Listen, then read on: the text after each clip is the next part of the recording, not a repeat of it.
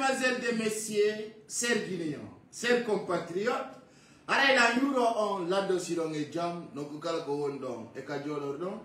onon e wondibe mon e jatigibe mon e musibbe mon aray don andi taw tele la Guinée e yewta e fi piji fewndi didi aray don andi Umu Hawa ko mo timbi Madina kono e der kadi ko ndara tekita ko modja ha piji buyalti awa e der mudum non haray Esther no andi don non jiwo pullo sansudo inde mu watti haray inde mu inde chrétien jo haray non wodu no piji yantude nder ton ko tawata yimbe be yawno landiti kanko Umu Hawa Esther molemilo haray non jama on landino mo hi Umu Hawa ko wondum pusuma ha tawata ha asansindiri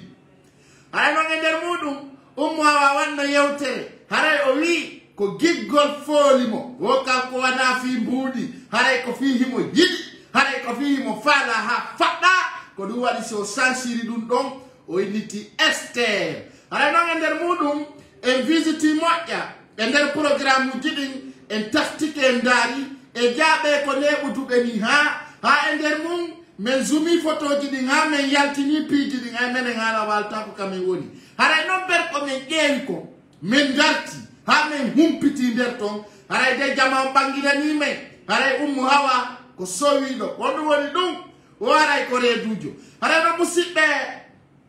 e yaltinay photoji ɗin joma hakkille ɓeyda mi lando on ɗo no tele lagine ton e ko ɗo taw salminten yimɓe buyi e mi landi to nder lagine ɗo taw musidɓe o pasteur jo e o premier imam wineteɗo Saliou Camara ɓeɗiɗo ko hombo wolata gonga sabuna anana pasteur on no wiyato ko message Jésus Christ nana imam o ɗano hawto no wiya kañum kadi ko konngol Allah hi ko nelaɗo wiri ni kamɓe ko birdi tum ɓeɗiɗo e nder lagine ko hombo wolata gonga pasteur jo e premier imam o ɗo e feƴƴude e piiji haqiqaji ɗin taw ɓeɗo ɗiɗo ko hombo wodata gonga ber ko anduɗon ko musidɓe page men on no restriction donc de waytoppude partage on e laykon pour que ça affronte encore de plus sabuna ɗo andi Mamadi Doumbouya e bandiji makko ɗin ɓe décidi ko maɓe ferma e hunduko Paykoun Sare ayno si Allah udditi hunduko goɗɗo fermatako haray kala natuɗo ɗo taw yimo yanana sendutugol piiji ɗin ɓeɗo ɗiɗo pasteur jon ka église e kañum premier imam witi ɗo on Conakry to Mamadou Saliou Camara ɓeɗiɗo ko hombo wolata gonga awa nder ɗum ɗo ɓe ko daruɗen kon e darien tawi Umu Hawa andi ɗo no ɗo ko probléme goy ɗo ko probléme sabuna hay hettude mo waray ko reedujo hettude ça c'est un problème sabuna dareta o yalti dina ha o gayni tawi nder ɗum ɗon kadi jaɓe komin innayno eau de miel kono ɓe innata ɗum ko l'eau de miel kawto eau de miel konno ɓe innirta ɗum e Allah haray si ɓenguba lootima ɗo moƴƴa bon konno ɓe innirta ko eau de miel ka ko l'eau de miel ay konon jambuɓe andi konon andi ko honno wowlirte s'il vous plaît ittelan ɗo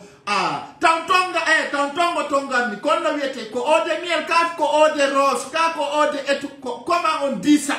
c'est eau de miel ou bien eau de rose. Je demande l'homme de partage ce soir encore. Chaque soir à sa façon et sa manière. Comment on dit? C'est eau de miel. Odore a l'antipotinan. Ni la woni de mi andi non parce que l'andi ko jaba kila. Hala be l'antipotio. Ko hulana noko. Hetike. Hala ko hulano de no e yare de me mali e jabe me ni no. Jainanda. Belantino poti. Debi. Na vere me visiti ha jabe lantino poti. Ko wonto ɓeɗo e dina kanneji la ilaha illallah et puis e nder mum ɓelantino poti ɓe gayni et puis ha yettude garay ɗo kamɓe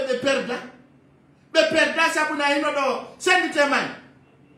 tappe ka partage ma et puis on remonte encore voilà e are ɓe lantino poti photoji ɗin no woda jama on visite ha tawi photo on no lanca nani waray en daray nani ko addano ɗen ko hollire sabuna kala ko yiwɗa ɓe wi kala fenɗo ko yo sofini kala fenuɗo hande kadi ka réseau sociaux ɗo min yaltinaymo ka kala gouvernement keso wonɗo jooɗade oɗo ɓuuri gouvernement de la transition a fenay tum men désensibilisama direct ka feeji bukkuɗo a fenay tu yalta e clan menen do si temedere wontiri no ku goto si fenade dogi nder ton tungara yalti men jabata de penade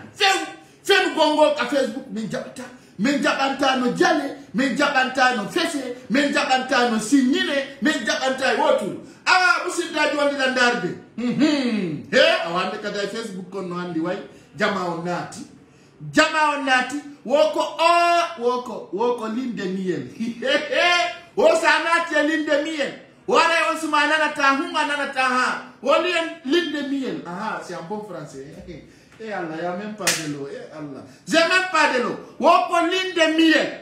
ok on a benanta ben porto ko benata kon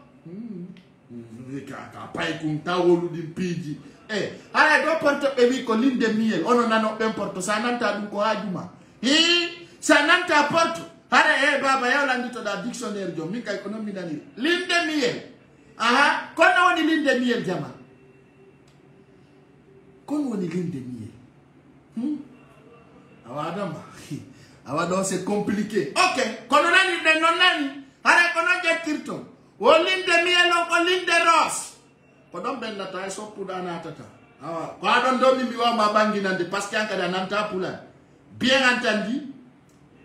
ay non ça ine mi wala de ngengere ra digere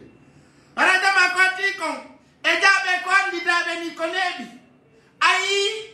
tamba jakaria jokino kujiwa kunande forestier sai maya o mi botu misiki ko kisi billahi wallahi tanale be jokondiri no be wa kisi tay jama be no mi ko jokondiri go ja nai e woyo e ja ko andita ja ko ene woni anda e be no jokondiri depuis dubi be no jokondiri gemma nyalor bae oyi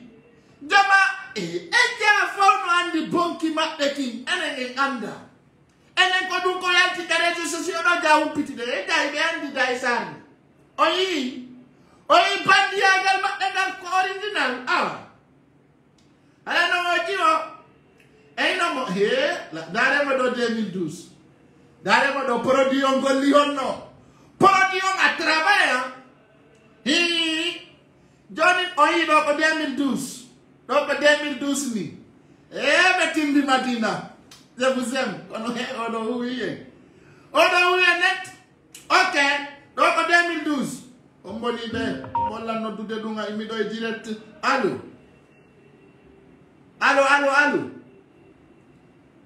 s'il vous plaît parlez ou coupez j'aime pas ça go tu m'appelles tu parles pas tu coupes directement ok monsieur Dadja on dit landaru de ala be on ligi o ready ben yo mi dar photo modja ala no ono wabe ben andude wo ino redu ndun jandi dare do mettele ke s'il vous plaît wo hino ko redu jo e der dun don parce que ino fondation si basuma ngon do fondi kenet be yo be kunno derga kitami italine ti wangal nani taw ay do commandare mo na en ton ona wado be lide pharmatique ko monte de dare mo parce que ona wara do suti Esther Hawa ba minimano o dai ender ko ndara ko ngatawa o ko redujo no jama ko dun de be adani en do be watti kade buku keso go be ngelo yalti dina o jombi dire kereti do kadi watti ko redujo no wo ko dun de be holliri do si tay no ngara ko gilasi o yari adi lagine bereta yaga na benda ma ko yegi lase andi bi do yarde ndiyam bubuda ko ndiyam dam anyande odun no pompo da wiya ko ndiyam bubuda lagide bereta ta kakine benda ma kambe ko ndiyam bubuda ko yarde ko gilasio wadi bedu okay ara do hino do nganda sitai ko yegi lase sitai na yegi lase wa no ko yegi lase on sait pas kono no be hollina wonde ko ndarako en visite en tawi Esther kadi mini mono ko redujo adun ko bonnere onno onon ko bonnere o yalti dina ha o gayni o jombidiri e al yahuda watti don kadi ko reedu jo fewndu imam on e pasteur on bedo dido ko mbo wolta gonga imam on e pasteur on mi lambike o musiddaji atto en fekki des piiji problème di lagine di imam on e pasteur on mbo wolta gonga partage on vale nini Dakar no wuli comme ame jaara ngule de der climatisé imam on e pasteur on ko mbo wolta gonga sendi tema e fiyo jama humpito tappe bouton unku imam